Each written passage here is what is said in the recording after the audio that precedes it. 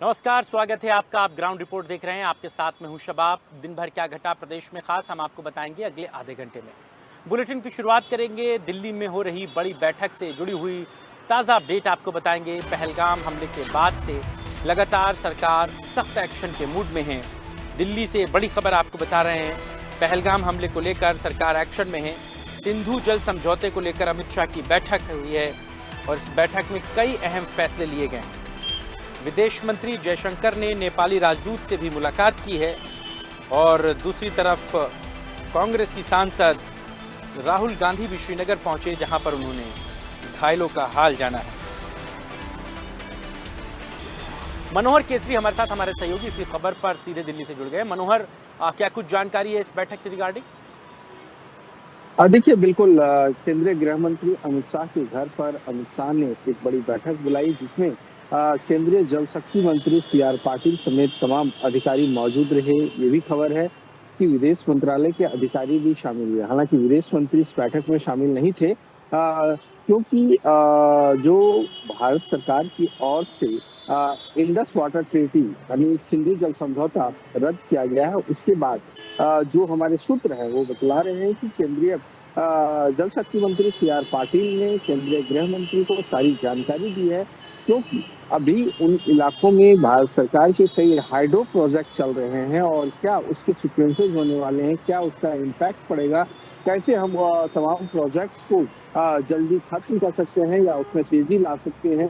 क्योंकि कल ही केंद्रीय जल शक्ति मंत्री CR पाटिल ने अपने मंत्रालय में तमाम अधिकारियों के साथ प्रेजेंटेशन के जरिए तमाम जानकारी हासिल की और वो जानकारी आज केंद्रीय गृह मंत्री अमित शाह को उन्होंने दी है। उनको बताया है कि ये सारी चीजें हैं, क्योंकि अब आप देखिए केंद्र सरकार की 2-3 ऐसे बड़े प्रोजेक्ट्स हैं। अगर हम बात करें किशनगंगा प्रोजेक्ट की या फिर रतेल बांध की, जहां पर बिजली बनाने का काम है, हाइड्रो प्रोजेक्ट से लगना है 800 से ज्यादा मेगावाट का है, तो वहीं किशनगंगा 330 मेगावाट का है। तो कई ऐसे प्रोजेक्ट चल रहे हैं जिसे कैसे हम जल्द से जल्द पूरा करें, या फिर हम जिस तरह से भारत सरकार ने पाकिस्तान के खिलाफ सिंधु जल संधि समझौते को लेकर के फैसला लिया है, उसके बाद क्या सर्कमस्टांसेस होंगे, हमें आने वाले टाइम में और क्या करने की जरूरत है, इन सारी इश्यूज को लेकर के बातचीत हुई है। जी ठीक है, बहुत शुक्रिया मनोहर इस पूरी बातचीत के लिए। आप नजर बना रखिए, खबर पर आगे जो अपडेट्स रहेंगे फिर लौटेंगे आपके पास। अगली खबर उत्तर प्रदेश से। पहलगाम में जो हुआ उसके बाद भारत सरकार ने पाकिस्तानी वीज़ों को रद्द करने के ऐलान किए। इस ऐलान के साथ ही उत्तर प्रदेश से तकरीबन 1800 से ज़्यादा पाकिस्तानी नागरिकों के वीज़ा रद्द हुए हैं। वीज़ा रद्द के आदेश के बाद अभिषेक हमारे सहयोगी इसी खबर पर सीधे जुड़ गए हैं। अभिषेक, किस तरीके से पहचान हो पा रही है और आगे क्या करेगी सरकार इन लोगों के साथ? बिल्कुल शबाब, केंद्र सरकार के आदेश के बाद जहां पाकिस्तान से सभी रिश्ते खत्म किए गए और जितने भी सीज हैं वो लगाए गए हैं, खासतौर पर अब पाकिस्तान के जो नागरिक हैं जो भारत में रह रहे हैं, तकरीबन 1800 की जो तादाद है वो उत्तर प्रदेश में पाई गई है। लिहाजा अलग अलग ज़िलों में रह रहे ये पाकिस्तानी नागरिक, इन सबको नोटिफाई कर दिया गया है कि इन्हें वापस जाना होगा, इनके वीज़ा कैंसिल कर दिए गए हैं। लिहाजा इन सबको वापस भेजा जाएगा। कानूनी तौर पर कहें तो सभी ज़िले के जो DM और SP हैं उन्हें ये नोटिफाई कर दिया गया है कि उन्हें इस बात को पूरी तरह से तामील में लाना होगा कि जो भी पाकिस्तानी नागरिक यहाँ रह रहे हैं वो समयबद्ध यानी 1 हफ्ते के भीतर वापस यहाँ से पाकिस्तान के लिए रवाना हो जाएं। तो अलग अलग ज़िलों में ये जो आंकड़े हैं ये सामने आए हैं और बड़े पैमाने पर उत्तर प्रदेश का भी नाम सामने आया है। इसी तरह पूरे देश भर में ये जो कार्रवाई है ये शुरू हो गई है। ठीक है अभिषेक, बहुत शुक्रिया इस पूरी जानकारी के लिए।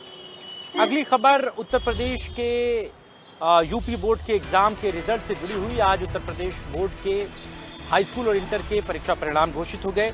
यूपी बोर्ड के 10वीं और 12वीं के नतीजे आज घोषित किए गए। छात्राओं ने एक बार फिर से बाजी मारी है।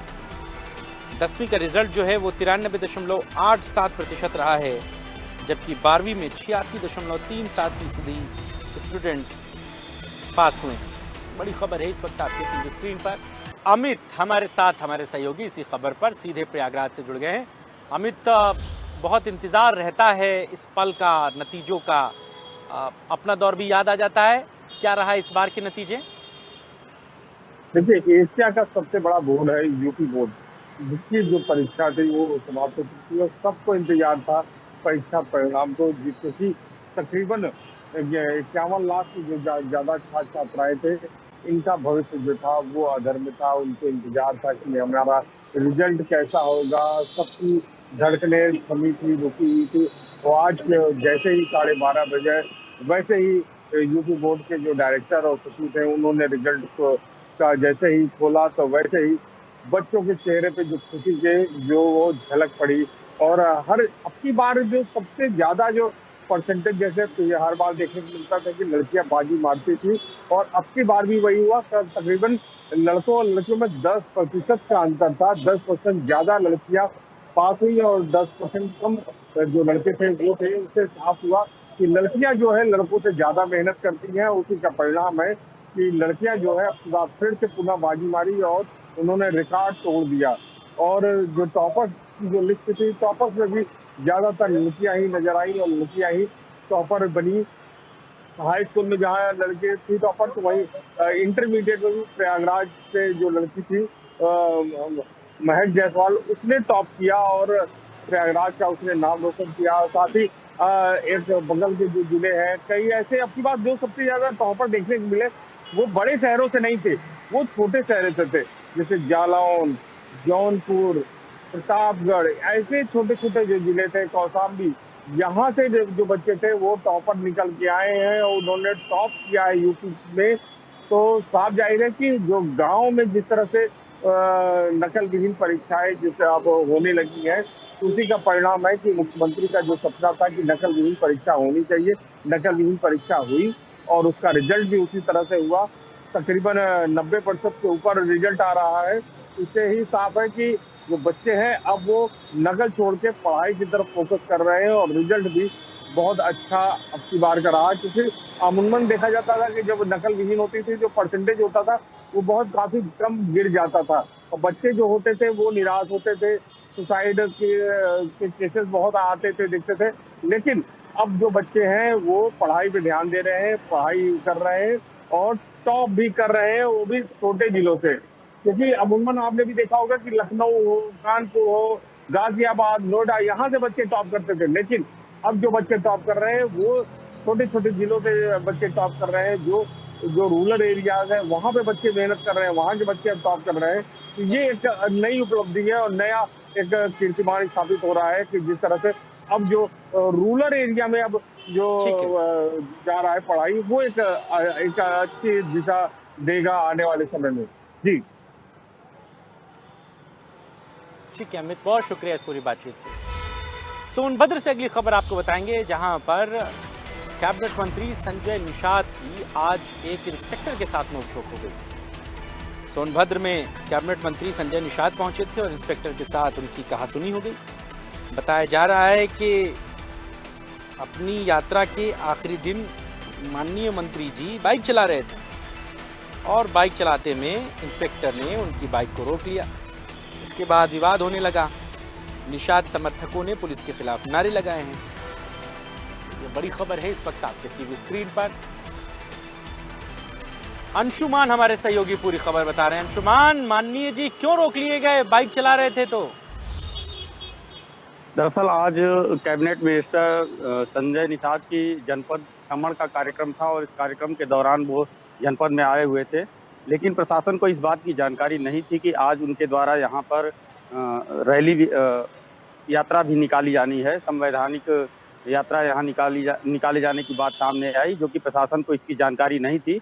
और जब ये यात्रा लेकर के सर्किट हाउस से नगर में पहुंचे तो सड़क जाम हो गई। और चूंकि वो समय ऐसा था जब बच्चे विद्यालय से निकल रहे थे और भी गाड़ियां पीछे लगी हुई थी, साथ ही जिला जज भी उसी समय निकल रहे थे, तो सड़क जाम होने की वजह से सभी की परेशानियों को देखते हुए ट्रैफिक पुलिस और वहां पर मौजूद पुलिस ने इनके समर्थकों को एक तरफ होने के लिए कहा कि ताकि बच्चे और जो भी गाड़ियां पीछे फंसी हैं उनको आगे ले जाया जा सके, जिसको देखते हुए कार्यकर्ता पूरी तरह से भड़क गए।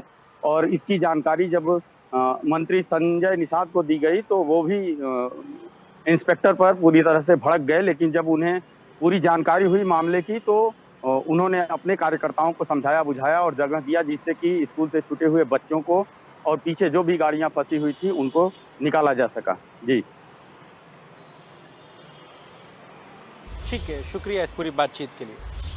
लखनऊ से अगली खबर, अवैध प्लॉटिंग पर लखनऊ डेवलपमेंट अथॉरिटी का बुलडोजर चला है। लखनऊ के बख्शी के तालाब इलाके में बिना मैप पास कराए 18 बीघे की अवैध प्लॉटिंग हो रही थी। साईं बिहार गोकुल धाम कॉलोनी पर यह एक्शन हुआ है। अवैध प्लॉटिंग पर बुलडोजर चला है एलडीए का, और एलडीए ने,